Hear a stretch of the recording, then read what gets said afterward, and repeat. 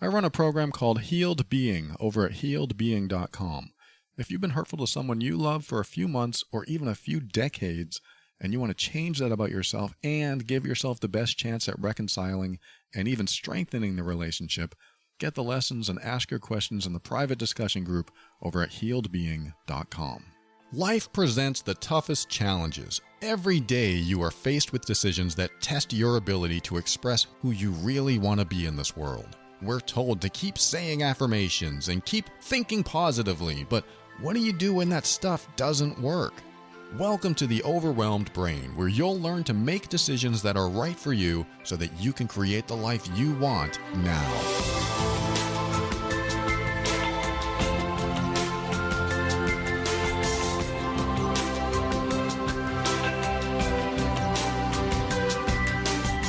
Hello, this is Paul Coliani, and I want to help you learn the skills you need to deal with life's challenges in the most emotionally intelligent way.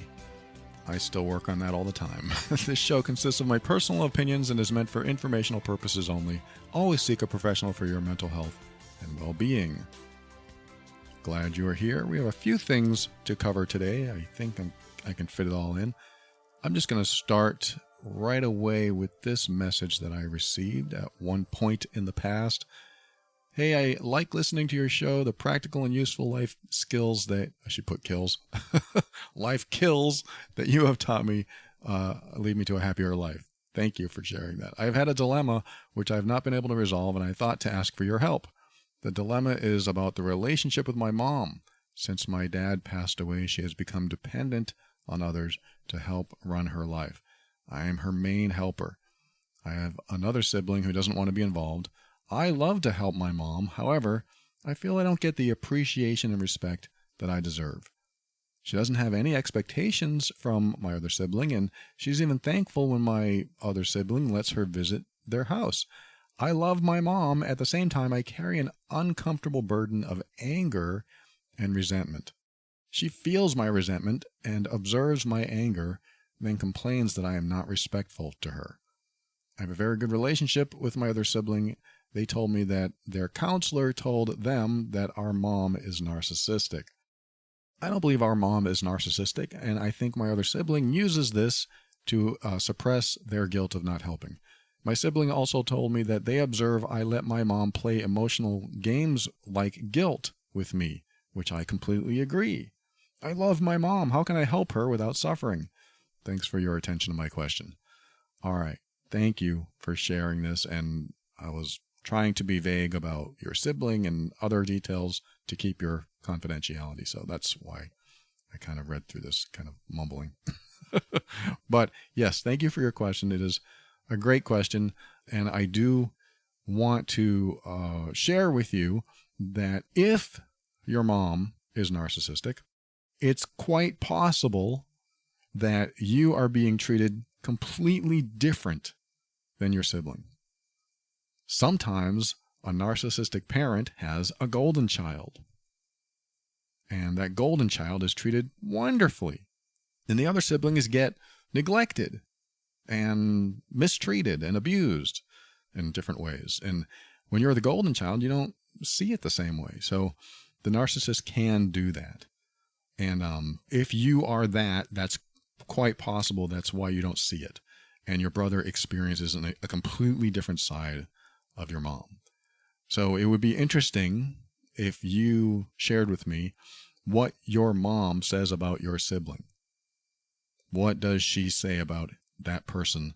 And is it always kind and friendly? And if that's the case, that's still not an indication because sometimes a narcissist will make it appear that they're friendly to everyone.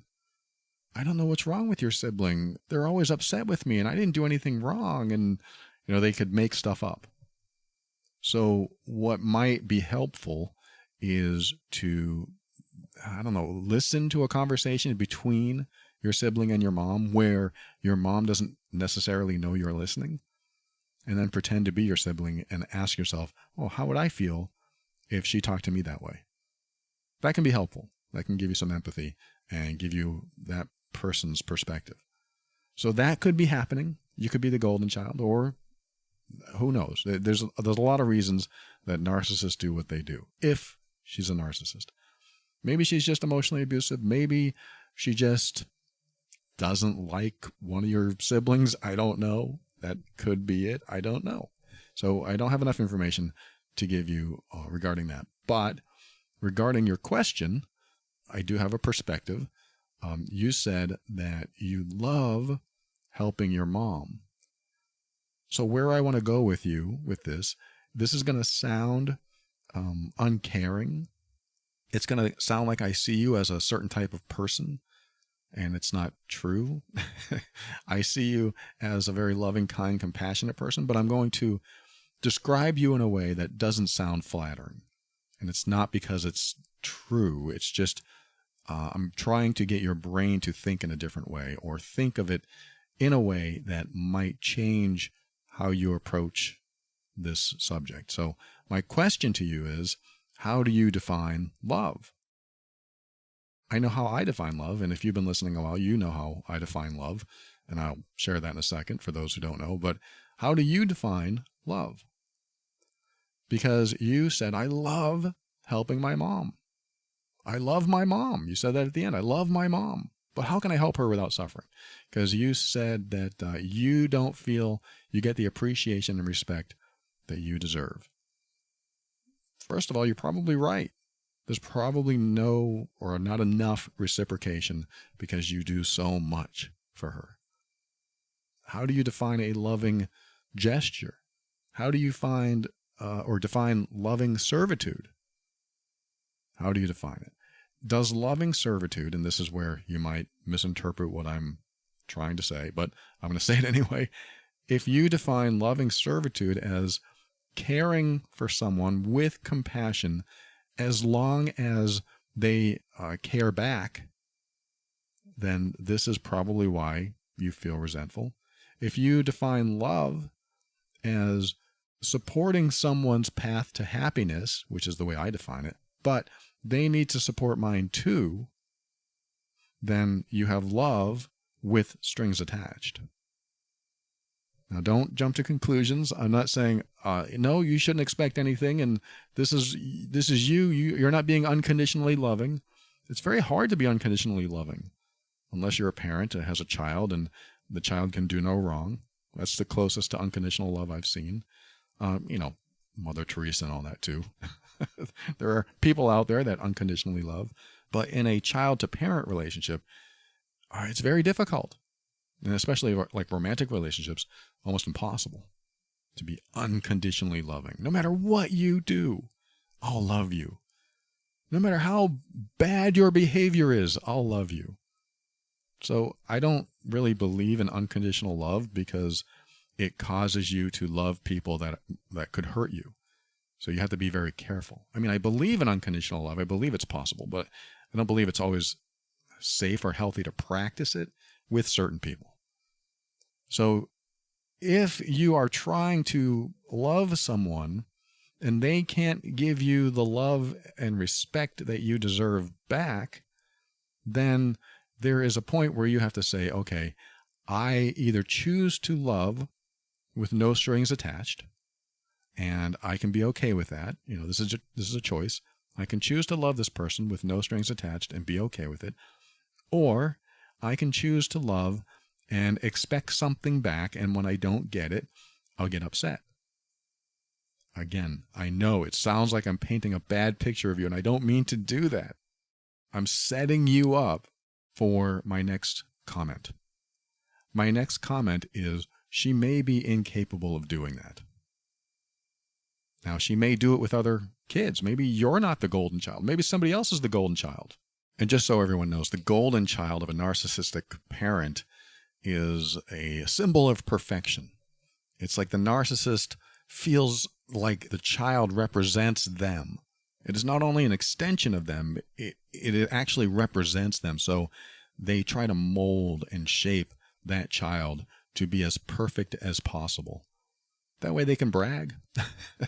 And they feel good about themselves because I made this. This is my creation. Something like that. So it's possible you're not the golden child and somebody else is, or maybe there are no golden children in this mix. It doesn't really matter. What matters is what you're doing today. What do you expect back? Do you expect anything back? And should you expect anything back? If you do expect something back, then yes, you are going to feel resentment. And my guess is that you might be somewhat of a rescuer or a people pleaser. I don't mean to put you down for that, but I'm just guessing that might be in there, because people pleasers often feel resentment that they're not getting the return of the same kind of treatment they give, the reciprocation. Because I used to be a people pleaser. I know how it goes. You give and you give and you love to give. It's a part of your DNA. And then you don't get the same back, and you start to feel burnt out. You start to feel used. You start to wonder, why am I even wasting my time on these people? That's because if you're a people pleaser, you do expect something in return, and that's why you give. And that's why I asked about your definition of love. Because if your definition of love does have strings attached to it, then you'll never be happy. I mean, that's a really bold statement, and I don't mean it like in general all the time with everyone everywhere. I just mean you'll never be happy in any relationship that you give and give and give and expect the same in return. Because the people pleaser doesn't necessarily know how to balance their giving. They don't know how to limit or regulate how much they give. I mean, most of the time, a people pleaser, they give in hopes to receive. And when they receive, they reinforce that their behavior is how to receive. And so, again, you can give and give and give to someone, and they may not be capable of doing it. She may give back or reciprocate in some ways, but it will probably never, ever match the amount of giving that you do. Now, with that said, let's just say that she is healthy. Let's just say she's a mentally healthy person. She's not narcissistic, and she is just a, quote, normal parent, a normal mom. You said that your dad died, and I'm assuming they were married and they were living together. So now she has become dependent on other people, you mainly, it sounds like. And what's the reason for that? Why is she dependent on you? I mean, the answer is she had a partner in life. She had someone to share her life with and help her do things, and probably took care of a lot of things. You know, we each have our own role. And so when he disappeared, now she has to be dependent on someone else. And how can someone that needs to be dependent on someone to get their needs met possibly give as much back as they give them? That would be like, I'm helping my elderly grandmother into her car every day, or I drive her somewhere every day. I help her in the car, we go grocery shopping, I do all the heavy lifting, and then we drive back and I unload all the groceries, put it in her fridge, and I make sure she gets set up in her wheelchair in front of the TV or whatever. And I'm really doing a lot. And then at the end of the day, I'm thinking, hey, where's the reward for all my efforts? And again, I'm not saying you're doing that. I have a feeling what's happening is that all you're looking for is a bit of gratitude, a simple thank you, a simple I love you. You're probably looking for very minimal return. And, the scenario I just described, I just want to make sure that it's not because she is healthy, mentally healthy, but she just doesn't have the energy. Like, some people just are grateful that somebody serves them, helps them work through things, help them lift things, helps them cook and clean, whatever it is. But she may not have the energy to give back because she needs all that help. So that's if she's mentally healthy, mentally well. I mean, let me put it this way, not a narcissist. If she's not abusive, if she's not a narcissist, and she still can't give you what you're looking for, it's quite possible she just doesn't have the energy to do it. It can take a lot of energy. And your dad died. And if that was her husband at the time, then that may have drained her too. I mean, I've seen people just go downhill My stepfather's dad died, and it was only a few months later that his mom died. And she was miserable that whole time. She just didn't have the energy. She spent her entire life with this person. They went everywhere together. They did everything together. They had a life. They were a single unit. They were a single person together.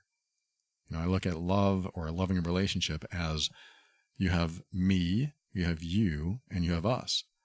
And us is kind of like a third entity. It is we. It is a thing that we talk about that is a single unit.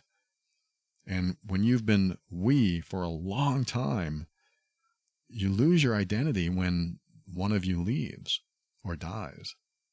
Your identity gets fractured when one of you leaves or dies. You don't know who you are, and you have to reconnect with yourself. And sometimes that can drain you. That can pull a lot out of you. And you have trouble being there for other people because you're barely there for yourself, and you're trying to find yourself again. You feel fractured. You feel incomplete. And, that's why you hear that phrase, you complete me, which I don't believe in. You shouldn't get somebody to complete you, but to fulfill you, great. To fill your heart, great. To help you become we, so that you are still you, they are still them, and we are together. That is a wonderful thing when it works, but when it is not there anymore, who are you? Because you were a part of we. And that third entity, that third unit of you as a couple is gone. And that's very difficult for some people. And some people can rebuild, refill that part of their heart that has that void. And some people keep that loss and move forward with that loss. And that can be very draining, and it can change who you are. And that's why it's important to keep you, they keep themselves, you keep yourself, and you come together and you bring the best version of yourselves into a single entity like that and share life together when it's a romantic relationship. So the reason I'm saying all that is because if she wasn't unhealthy, if she wasn't abusive, if she wasn't a narcissist, then that might be the reason, is that she just doesn't have enough energy or whatever to give. But if she has been abusive or a narcissist or whatever your sibling has experienced, then what I've said applies, is that she may treat you completely differently than she treats the other person. So let's get to your question. Your question is, I love my mom. How can I help her without suffering? This comes right down to accepting that she will never be who you want her to be. That's it. She will never, ever be who you want her to be. So can you do the same thing you're doing now and be okay with it, knowing that she'll never be able to return love and connection the way you need it, the way you deserve it? You're worthy of it, but can she do it? The answer is no. How do you know? How can I possibly say that? I'm saying that to help you come to an acceptance with it. I don't know if it's true. She may be very well capable of it. Maybe she needs to talk to a professional. I don't know. But it can be very helpful to you to look at someone like this and say, you know what? She's incapable of giving me what I want. So can I continue giving to her knowing I'll never receive what I need and I want and I deserve back? Can I do it? You may answer, no, I can't do it. I need something back. I need some sort of, reward system here. That sounds a little selfish when we say it like that, but I don't think that's what you mean. I think you just want acknowledgement. I think you just want to know that you are loved. And if she could acknowledge that, the relationship would feel whole and authentic and good. It is very difficult to be in a one-sided relationship or a lopsided one. And if you're not receiving as much as you're giving, she is probably not capable of it. So it's very, very helpful to you just to tell yourself she's not capable of doing that. Hey, I'm going to give all this love to my mom. I'm going to help her out. I'm going to, shop for her. I'm going to clean her clothes. And she's never going to say thank you once. She's not going to do it. So I'm just going to do it, do my part, know that I've helped her, and I'm going to move on. That might be a healthier thing for you to do. Just to do your part, know that she will not acknowledge it, and then just move on. Just move on to the next thing you're going to do for the day. I'm not sure if that's the answer you're looking for. I know it's tough. You want to love and you want to receive love. This is what I'm hearing. And but you don't want to do it without suffering. So the challenge is then, I have a mom that's not being motherly to me. She's not nurturing for me or toward me. I want to be nurtured. I want to feel like a daughter in your case. I want to feel like she cares about me as her child. And she may not be able to do that. Now, maybe she did it when she was married. And it comes right back to what I was saying earlier. If that was the case, then it's possible that after your dad died, things changed. Her personality changed, or she just doesn't feel full anymore. She doesn't feel whole. And that could be it. Or maybe your dad, if she's a narcissist, maybe your dad was experiencing a lot of her behaviors, and it was a difficult, tumultuous relationship for him, and maybe her too. Maybe there was a dynamic going on there that he took the brunt of whatever behaviors were toxic, and you didn't have to experience that. So you experienced a mom that was healthier because she had an outlet. She had a target almost. That could have been her supply if she is a narcissist. You know, narcissists need supplies. And once they get their supply, they're nice to everyone else. You could be her supply now. Again, this is all on the assumption that she's a narcissist, if your sibling is correct. If you're her supply, you feed her narcissism in some way. If you are doing that, then you are now the target, and everyone else she treats well because you are the outlet, you are the supply, and she gets it all from you. So she no longer treats you as she did. So I've hit this at every angle in many different ways. And again, I'm not saying that you expect the world from her and you're loving with strings attached. It's not that at all. I'm helping you consider all avenues of possibility. Because my guess is that you are a super kind, compassionate, caring person, and it would be nice if somebody acknowledged that. That's my guess. And I didn't even address the part where your mom makes you feel guilty about stuff. This is a very strong sign of an emotionally abusive person. Someone who uses guilt to make you do things, to make you comply, to make you submit, that is emotionally abusive. And when they use guilt and you just do what they want you to do because they know you feel guilty, that is abusive. So you do have to consider that maybe your sibling might be onto something. I don't know, but there's certainly abusive behavior going on here. And, you could certainly say something about it. Hey, you know what? You're trying to make me feel guilty. That's not very nice. And then she might say, well, no, I'm not trying to make you feel guilty. I'm just trying to make you understand. And then you can say, no, you're trying to make me feel guilty. So because you are trying to make me feel guilty, I'm not going to help you with that. Whoa. I know you probably can't do that. You don't want to do that. I'm just giving you options. I'm just saying that there are ways to handle people that make you feel guilty by saying, look, I don't want you to make me feel guilty. And if you do that, it makes me not want to come over here and help you. Why would I want to help somebody who makes me feel guilty? You're supposed to love me. You're my mom. Now I'm being a little bit personal here because this is what I would say. I'm not saying what you would say, or should say. I'm saying that this is what I would say. Why would I want to come over and help you?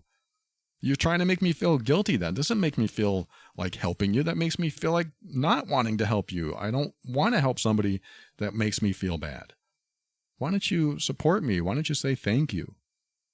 You might have to be direct. And if you did that, maybe she would say, well, fine, I don't want your help. Don't bother coming over anymore. Guess what? That's another guilt trip. And if you are getting these guilt trips over and over again, then you're definitely in an abusive situation.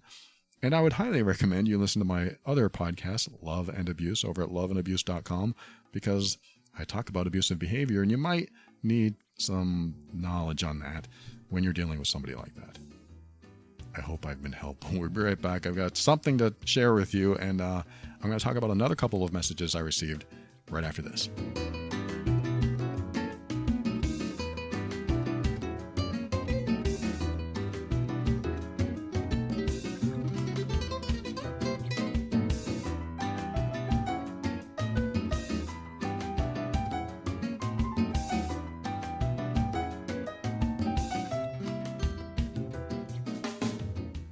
Well, I told you I'd let you know how I was doing with the Fisher-Wallace neurostimulation device a couple weeks back, and I'll give you an update in a moment. But first, I have to explain what the heck I'm talking about. So, those of you who are unfamiliar, our sponsor today, Fisher-Wallace Labs, created a device made specifically for the treatment of insomnia, anxiety, and depression. Ever since I was a kid, I simply don't fall asleep fast. But I've been using the Fisher-Wallace device every night, and I can happily say, after 20 minutes, I'm yawning like crazy. I'm ready to hit the pillow. I love it. And I'll be honest, it's weird at first, but when the device beeps telling me it's done, it's really amazing how ready for sleep I am. I told you before that I stand behind what I talk about on this show, and this is no different. Fisher-Wallace also stands behind their device by offering a 100% satisfaction guarantee that allows you to return it within 30 days for a full refund. It's been proven safe and effective in multiple clinical trials and is already being prescribed by over 14,000 doctors and providers. I've read reviews and they're on par with what I've said here. This thing might be a life changer for you. Safe to use in combination with medication. Check out this wearable device that has been cleared by the FDA for specific treatment of depression, anxiety, and insomnia. Go to fisherwallace.com/overwhelmedbrain and use the coupon code BRAIN to save 10% on your device today. That's fisherwallace.com/overwhelmedbrain with the promo code BRAIN.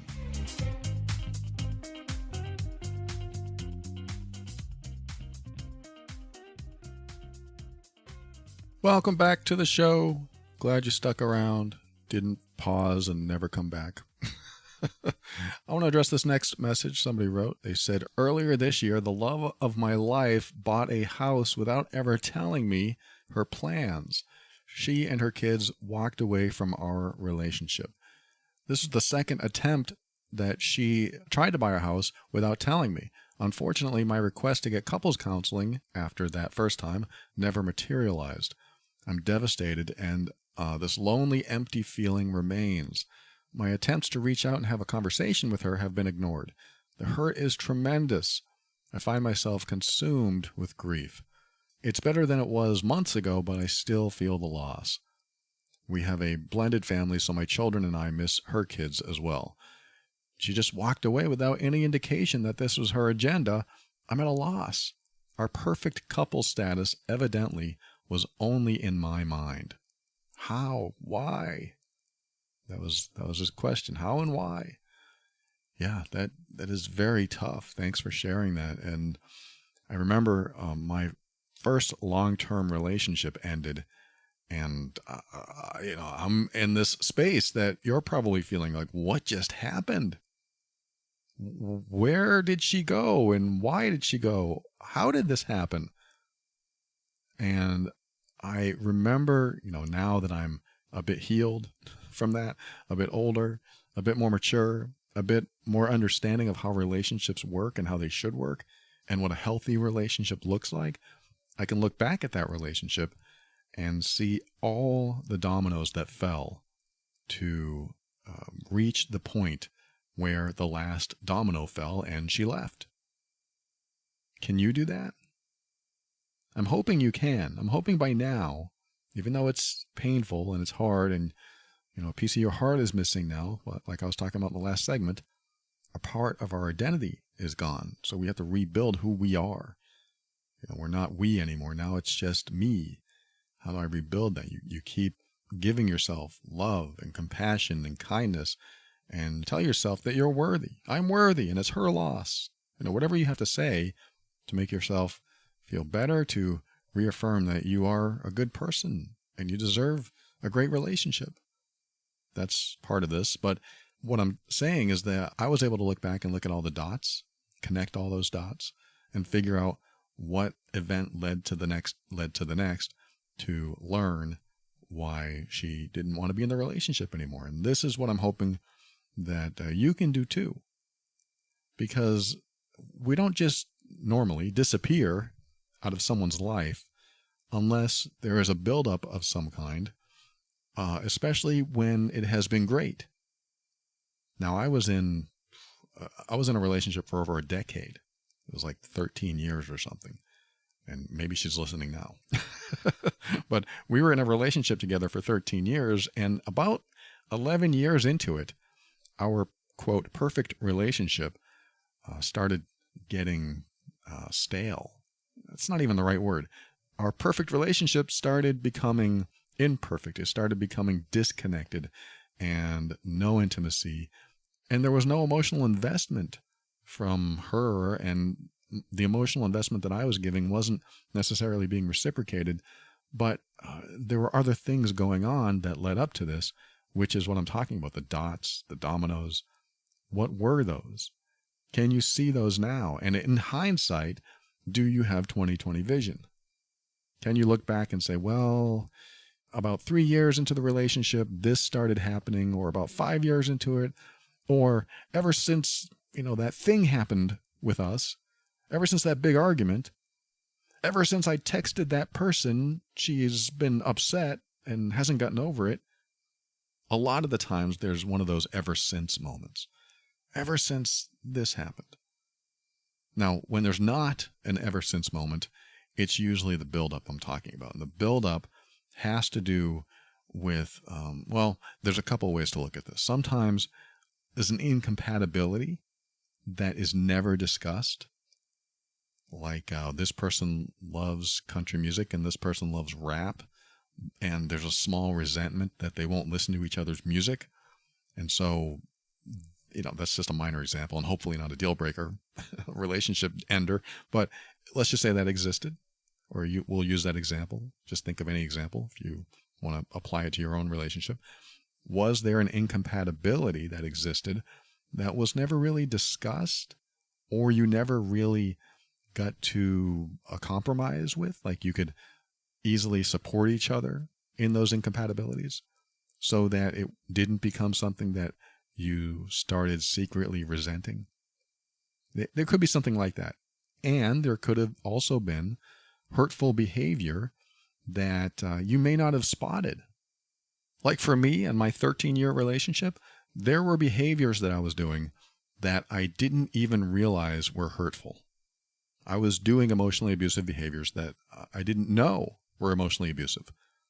They were just my coping mechanisms. They were behaviors that I learned when I was a kid, either to survive certain situations, being in a toxic household, or I saw my mom do them, or my stepfather, or my siblings. I learned how to behave and how to treat other people by the way other people treated other people. So, that was one way. The other way was developing survival mechanisms as a kid and learning how to survive by acting in certain ways. And so, I've talked about that a lot, and especially over at loveandabuse.com, but there are coping mechanisms that we develop that when they translate into adult relationships, because we take our coping mechanisms that we created in childhood, when we bring them into adult relationships, they don't translate well. In fact, they can be highly toxic and highly destructive. One of mine was inducing guilt.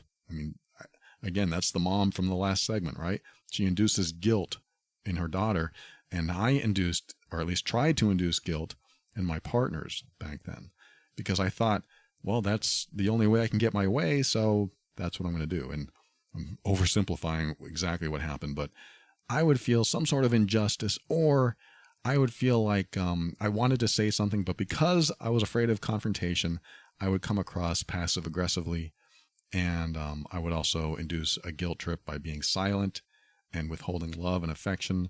All terrible, terrible things to do. I've matured. I've healed from a lot of this stuff, but I'm sharing this with you just in case you may have been in survival mode during your adult relationship, because this is what happens. If the relationship just suddenly ends, we can usually look at the dominoes, the dots, and connect those dots and figure out, okay, maybe if I had said this differently, maybe if I hadn't treated them this way, maybe if I did, there's all kinds of things we can look at and say, well, that's probably what happened.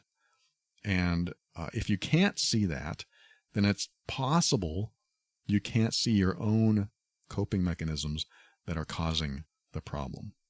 And that could have been you. There could have been things that you were doing that she didn't like, but she doesn't want to confront you, and she doesn't want to make waves, and she doesn't want to make you feel bad. So she doesn't say anything and just plans her departure. I mean, I hope that didn't happen, but it could have. And that's tough. I know it's difficult. It's very difficult because there's no closure. In fact, just real quick, in case you didn't hear my episode on closure, I'm going to scroll over back here. Where is it? Oh, here it is. I have an episode called When You Desperately Want an Explanation or Closure, but You Can't Get It. Just go to theoverwhelmedbrain.com and type in the word closure, and you'll see this episode come up. And it's exactly what you're talking about. She left. She has not been in touch with you at all. It sounds like she just wants to move forward. And that, to me, sounds like she wants to leave you behind, unfortunately. I know it doesn't feel good, but it sounds like she doesn't want whatever you guys had together anymore. And I know that's probably tough to hear, and you're probably trying to reconcile that still. But if there were some sort of abusive behaviors or hurtful behaviors that maybe even you weren't aware of, she was. This is what happens, is that someone can be in a relationship getting hurt and feeling bad, feeling guilty, feeling awful, feeling like they're responsible for all the problems because the other person makes them feel that way by doing certain behaviors, controlling and manipulating and all that. And when that happens and the other person doesn't want to confront, or when they do confront you, they turn it around back on them, then they feel like they have no voice. And when somebody feels squashed like that, where they feel like they can't say anything because it'll just be turned around back on them, and you're very good at wording things so they don't know what to say and they feel flustered, they may just go silent and then secretly plan their exit. And that's what it sounds like happened here. She was secretly planning her exit. And I don't know if she was doing that because of your behaviors. I don't know. But you sound a little bit like who I used to be, in the sense that when my relationship ended, I was grieving for months and months. I mean, all of us can grieve. All of us will go through a grieving process when somebody leaves us. And that's certainly normal. And all of us will still feel the loss after many months. And you had a lot of other things going on. You had kids together, and that is more loss. And I'm sure that hurts. But what I'm worried about, and this is why I brought it up in the first place, is that you may have been doing things that you're unaware of in yourself. And I don't mean to point the finger at you and say, this is your fault, because there's another angle to this too, but give me a second. I want to make sure that you are aware of any of your behaviors that you may or may not be doing that maybe made her think that she couldn't communicate with you, or couldn't share things with you, or couldn't express things with you. Did you take responsibility when you were wrong about things? Did you apologize about things? Maybe you did. Maybe you think this is not it at all. This isn't it, and you need to go to the other side of this, and that's where I'm about to go. But I just want to make sure that you cover this aspect of what might have happened, because sometimes we are doing things that we're very unconscious of. And if the other person we're doing things to isn't forthcoming or doesn't even know how to explain what's happening or what you're doing, then they may just plan a silent exit. And I know that makes us all paranoid. Like, what? Is my partner, is my friend, are these people in my life going to plan a silent exit and I'll never see them again? It happens. It does happen. But, this is why I'm hoping we listen to shows like this. We learn about ourselves. We try to improve ourselves. And we do the best we can to show up as authentically and transparently and vulnerable as we can around safe people, of course. And we just try to show up as ourselves. And we show people who we are. And we try not to hide or manipulate or control. We try not to do any of that stuff, because here's what happens. And like I said, I used to be this way. I used to be manipulative. I used to be controlling. I used to induce the guilt trip. I used to be emotionally abusive. I used to be all this stuff because I never learned any other way. And because I didn't learn any other way to be, any healthier coping mechanisms, I didn't know there was another way. When we don't know there's another way, we don't look for it. We don't understand what we're doing sometimes. Sometimes we do. Some of us go through life thinking that we're doing the right things, and it turns out that we're actually hurting someone. We're hurting people we care about. And we kind of have to step out of our own trance, to step outside of any type of relationship that we're in and look at that relationship from an outside perspective and see the two people in it. This could be any relationship. We look at those two people in it and we say, that person seems unhappy a lot. And this other person seems like they're apologizing a lot, or they're defending themselves a lot. We don't see this when we're in it, because we're in it. The world we're in is our reality. And unless you're always thinking outside the box and what else it could be, and our brain goes in all these different directions, we're probably not going to see this stuff. You probably weren't aware of the air that you're breathing now until I mentioned it, because it's something we take advantage of. Unless, there's smoke and you're coughing or anything like that. But most of us aren't aware of the things that we take advantage of, the things that we're exposed to every single day, because it's life. We're in it. We're inundated. We're entranced because it's just the day-to-day. We're going through our daily routine. We don't think about it. And if we never think about it, we don't look for a solution to it.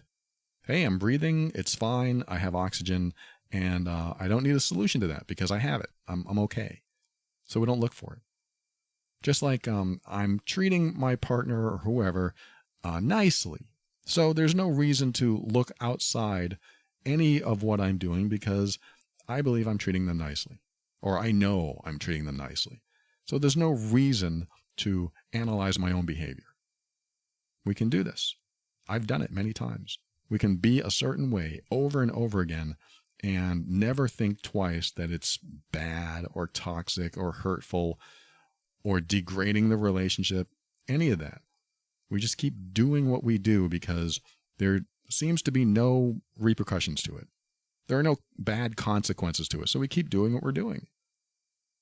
And then suddenly somebody walks out of our life and we think, what happened? Because we weren't aware of our own behaviors. This is why it's important to be aware and be conscientious of what affects other people. What do I do that hurts other people? And this is when I like to say, what am I taking advantage of? I look at my own relationship. What am I taking advantage of right now? Well, I'm taking advantage of the fact that we see each other every day, and when she goes to the store, I don't even have to say goodbye or kiss her or anything like that, because she's coming back. That's actually something I'm very highly aware of that I don't take advantage of, but a lot of us do. Oh, they'll be right back. But if they don't come back, wow, that hurts. What happened? Where are they? Did they get into an accident? I mean, that probably happened to someone listening right now, and I'm so sorry for your loss. It's very tough. It's very tough when that happens, because we have all these thoughts like, I should have said this. I should have said, I love you before you left. I should have gave them that kiss instead of just ignoring them and watching TV. We have a lot of regrets that can happen because of that. But this is all the kind of stuff that we take advantage of. And so I like to look at any relationship and ask myself, what am I taking advantage of here? What am I missing? What am I doing that's not contributing to their happiness, but actually contributing to their sadness or their anger? What am I doing? And these are the things that I believe, should think about, so that we don't get stuck in our own trance and we don't go day to day thinking that, well, today is just like yesterday and tomorrow will be just like today. So There's no reason to make any difference. There's no reason to change anything. There's no reason to look at my behavior because they're still here. They're still in my life. I mean, this is something I teach in the Healed Being program, the program where I'm helping emotionally abusive people change so they're no longer emotionally abusive and they want to show up as different people. They want to heal from that. One of the things I teach time and time again in the lessons is when the other person reaches threshold. I call threshold the day or the moment they've had enough and they can't take any more. That's the moment of threshold where the buck stops here. They will not go any further with this kind of behavior, and they're either ready to leave, ready to walk away, or it's one of those or else things. Something has to change. You have to stop this behavior, or else. They've reached their limit. That's the threshold. And when they reach that threshold, they're done. There's no going back. And what I teach is that you're probably in this program, Healed Being, because the person you're with finally had enough. And I like to help people in this program, the Overwhelmed Brain. It's so important to make sure it doesn't reach that by changing behaviors today so that it doesn't reach threshold, because threshold means one of two things typically. The first thing is the other person has closed off their heart and sealed it shut. That's one outcome. The other thing, the other outcome, is they still have love in their heart, but they don't want to connect with you until you're completely different, until you've changed. So those two outcomes happen after threshold. That's the two main outcomes I see over and over again. They either sealed their heart for good, or they still have love in their heart, but they're not ready to show you until you've made some major changes. The whole point I'm trying to make with this point is that you shouldn't allow it to reach threshold.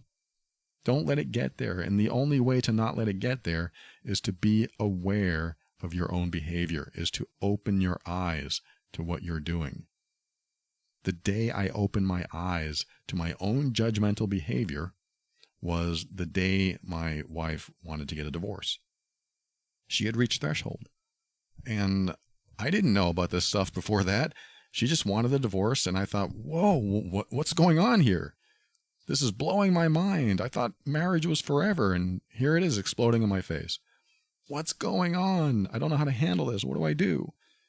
And when we were separated, this is before the divorce talk, I did look at my life. I did look at all my behaviors. I looked at all the dominoes, and I looked at all the dots, and I also looked at my past relationships. Why did those fail? And I said the one thing that changed my life and my relationships forever. I said, I must be the common denominator for all these failures. As soon as I said that, I changed. I started changing. I started healing. I started working on myself because I was always blaming someone else. Oh, our relationship failed because she left. No, that's not why it happened. It was because of my behaviors. I expected a lot from them. I tried to control them. I tried to make them feel guilty. I was very passive aggressive. And I hid all of that under a charming exterior. And their friends loved me, and they couldn't explain to their friends exactly what I was doing that was degrading and dissolving the love and connection. But it was me. And after I decided to take the responsibility that I was the common denominator of all these failures, that's when my life changed. And one of the main things I did to start my healing after I said that was put myself in their shoes. Finally, become empathetic. That's what I did. I said, okay, if I was my wife and I said what I said to her as me, here's Paul telling his wife, I'm upset at you because of this. And it was something that I wanted to control about her. And if I heard that from my husband, how would I feel? And wow, that hit me like a ton of bricks. That hit me so hard. So that's another way you can figure out maybe what happened in the relationship. How would you feel if this happened? How would you feel if someone wanted to control your life or tell you what to do, or they didn't like your hair color, or they didn't like the way you looked, or all these things that we do that we maybe don't think are hurtful, but they chip away at love and connection. And so we just want to be aware of these behaviors and make sure that we're not doing them to avoid what happened here with this person who wrote. She just left. She bought a house and left. She's gone. Wow. That's so hard. And so I'm hoping that what I said today is perhaps some sense of maybe why, and maybe not. Like I said, there could have been something else going on. You could have been fine, not hurtful at all. You could have been showing up as ideal. Like you are the ideal husband, and who knows what was on her mind. Maybe she was doing something unbecoming or hurtful or something, and she had to change that. I don't know. There's definitely an unknown here, a lack of closure. And when you don't have a lack of closure, you have to come to terms with it. And that's why I was telling you about that episode to listen to. When you desperately want an explanation or closure, but you can't get it. Listen to that, because that could be very helpful to you. Again, I hope this helps. Thanks so much for listening. I wish you much strength and healing through this. I know it's hard, and you will make it through this, because I have been in many relationships that I thought were the only relationships I would ever have in my life, and they all ended. That's so sad. I know it sounds so sad, but I needed to go through that. I needed to go through those breakups to figure out what the problem actually was. And I'm not saying you are the problem. Sometimes it's a combination of both, but it's important to look at all the dominoes, look at all the dots, try to connect those dots, and figure out what could have been different. And do you have any control over what could have been different? Sometimes it's just a lack of attraction. Sometimes people aren't attracted to each other and it's time to move on. It would be nice if people were more transparent about it. Look, I'm not attracted to you. I know that hurts. I'm sorry. That would be horrible to hear, I know, but at least it would be honest. I'm not attracted to you, so I'm moving on. Most of us won't say that. It's kind of hurtful, but it's honest. It's straightforward, and it gives you some closure, even though, what do you do with that? Now it kills your self-worth. But remember, don't define who you are by one person's definition of who you are. Because who you are is the totality of who you are, not one person's perception of who you are. That one person out of 8 billion, if they don't see what's beautiful about you, then they're not the right person. They're not the right person to rely on as your only source of your worth. Stay strong. Again, thank you to this person who wrote. I appreciate you. We'll be right back with my thank yous and my goodbyes and my final words right after this.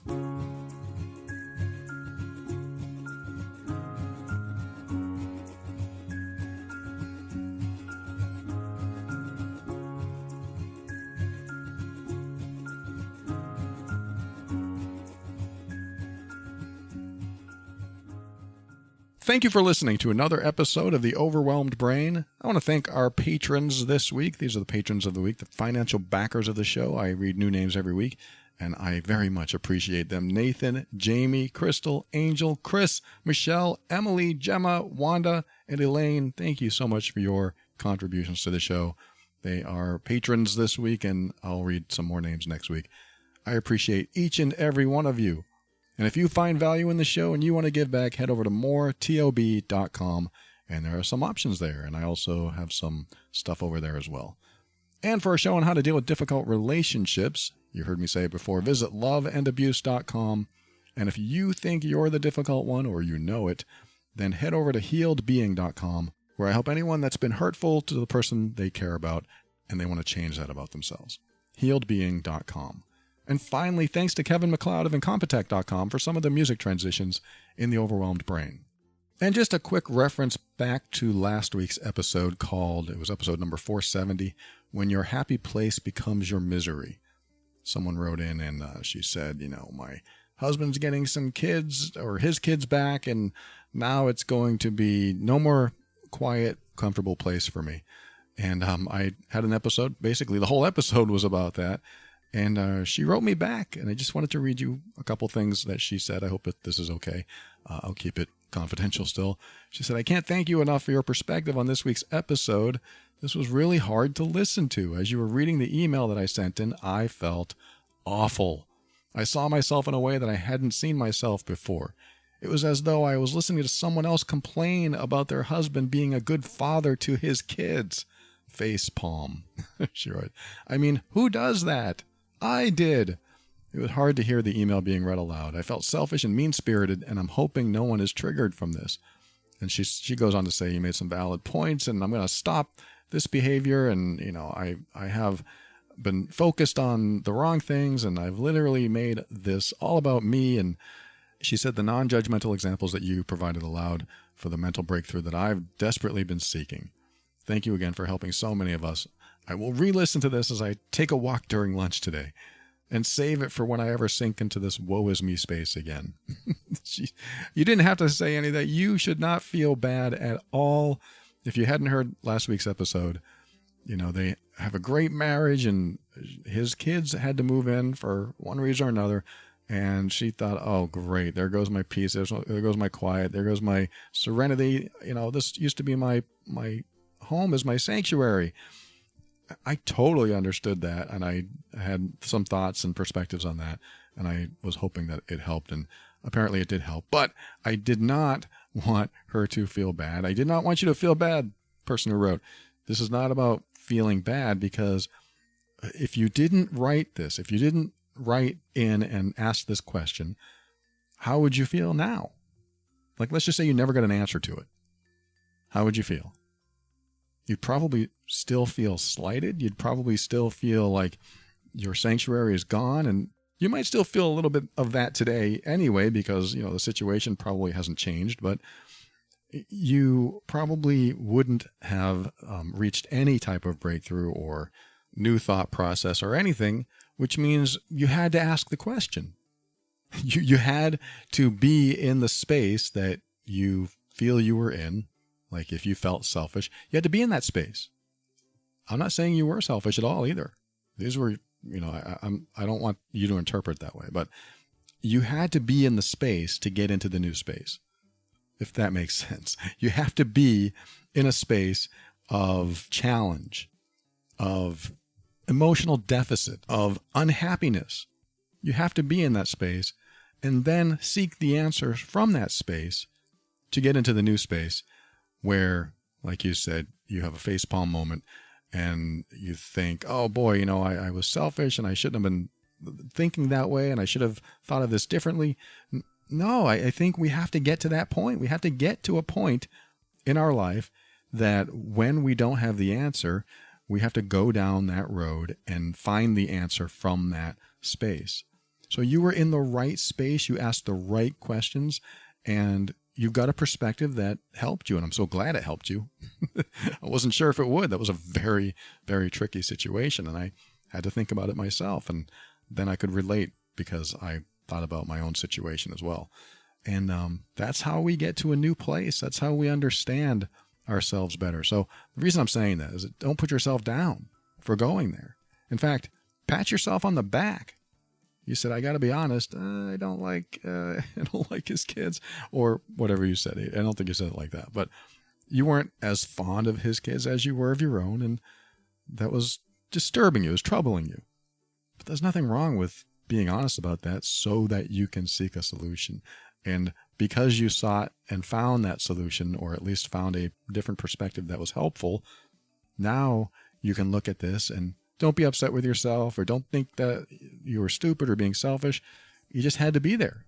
That was the way life took you in order to get to where life is taking you now.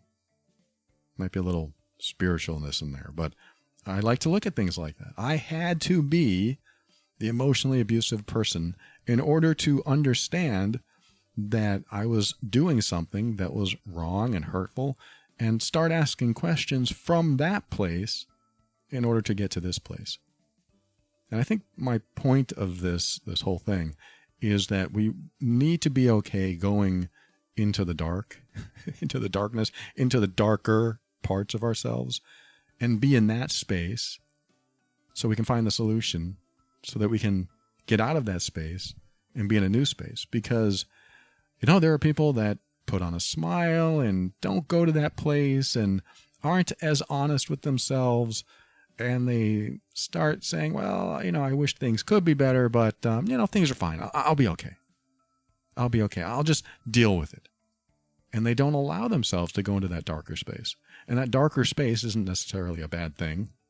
The darker space could be a truth that you don't want to admit. Here's a great example. You've heard me talk about this before if you're a longtime listener. I didn't know how much hatred I had for my stepfather at one point in my life because I didn't want to go to that dark place. I didn't want to be in a dark place of hating someone else. Hating is bad. That's what I was told. Hating is bad. And when you hate someone, that means either you're a hateful person or you're holding on to hate and you're not seeing things optimistically, or hating is morally wrong. You know, all the stigma was attached to it. So I never, for 35 years, allowed myself to feel hatred. And because of that, it never got addressed. It just stayed inside, and it became destructive. And it was part of my emotionally abusive cycle because I had all this unhealed trauma from childhood, growing up with a toxic step-parent. And that suddenly changed. All this trauma started to heal. Even my depression, when I was experiencing it around 35 or so, I'm 52 now, even my depression started to decrease and release as I allowed myself to go to the deeper, darker truths inside of me. And when I allowed the deeper, darker truths out, hey, this is really how I feel. That's what I said back then. I hate him. This is really how I feel. I'm just going to speak it, put it out there, put it on the table. That's what started my release and decrease of depression and made me feel so different because I had been holding on to it all that time. Because we're not supposed to hate, or we're not supposed to feel a certain way. We shouldn't be allowed to feel that way because we have it better than so many other people. We have all these pre-programmed notions inside of us. Well, I shouldn't feel that way because so-and-so has it worse than me, or this country, or this family. They have it worse than me. So I shouldn't feel this way. So we deny and invalidate ourselves. And we step into that invalidation and stay there. And then we wonder why we aren't happier. Why can't I just feel happier? I just want to get past this upset or sadness or depression or whatever it is, this anxiety, whatever's going on inside of you. I just want to feel better. Well, what's in there? What's in the dark? Let's dive in. I do that in some episodes. And of course, this is a scary place. And it might be emotionally challenging or even dangerous for you to do it alone. You might have to seek someone, talk to a therapist or whoever, and get through it with somebody else. You might need that guide. It's kind of nice to have somebody to hold your hand and say, we're going in together. We're here. What do you see? What do you hear? I don't want to deal with it. Oh, I understand. I understand that completely. That's how I felt for many, many years. And so after that period of time where I stepped into the darkness, found my hatred, oh, there it is, great. Expressed it, was truthful to myself, was truthful to the person I was with. At that time, it was the person who became my wife. And I just started feeling better. I mean, it still took time. It still took time to find other dark areas and realize behaviors that I was doing that needed to change. And a few years later, I finally figured out that I was the common denominator for a lot of my problems in my life. And it took years, actually, for me to go through the healing and revealing and exposing all these truths, some of them dark, some of them unknown, some of them unhealed traumas. We got to do this. Sometimes we got to do this. We don't always have to do this. I mean, I actually talk about there are ways to reverse engineer this process so we don't have to visit the past. I have episodes on that. In fact, if you want to know one, it is called, Is It Always Necessary to Dive into the Past to Heal Old Traumas? And that might be something you tune into. Go to theoverwhelmedbrain.com. You'll find it there. You just type in the word. You could type in dive. That'll find it in the search field. Or past. That's a quick way to find stuff on my website. Just use the search engine at the top. And listen to that episode.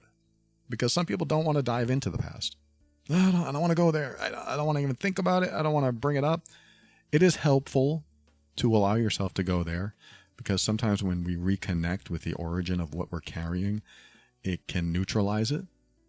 But some of us aren't ready. Some of us don't want to visit it. Some of us don't want to remember it. So I like to think of other ways to heal old traumas and allow yourself to move forward, because when you're holding on to old, unhealed traumas, they can slow you down. They can become obstacles to your happiness. And I don't want that for you. I want you to be happy. I'm not saying you have to be happy all the time. You might want to be. But then you'd miss what happiness is when it's not there. I know it's not fun to be sad or get angry. Well, sometimes it is. Sometimes it's not fun to just feel certain ways. So it is nice to be in that happy space, but it's also nice to feel comfortable and peaceful. And whatever that means to you, what are your positive feelings? And it's nice to have the variety. Happiness comes and it goes. Sadness comes and hopefully it goes. And when it doesn't, that's when we got to dig a little deeper or do the reverse engineering, like I said, listening to that episode. And keep listening to this show and keep diving into yourself no matter what, because improving yourself is your life's work. It doesn't have to be work, but I've learned that as you improve yourself or heal yourself, it gets easier. It takes time, but it gets easier because once the big stuff is out of the way, then you're just cleaning up here and there. And that can be helpful to get that big stuff out of the way. And if you have any trouble getting anything out of the way and working on those old traumas, if you have any, just remember to keep an open mind. That's how you step into your power so that you can create the life you want. Always take steps to grow and evolve. You are powerful beyond measure. And above all, and this is something I absolutely know to be true about you, you are amazing.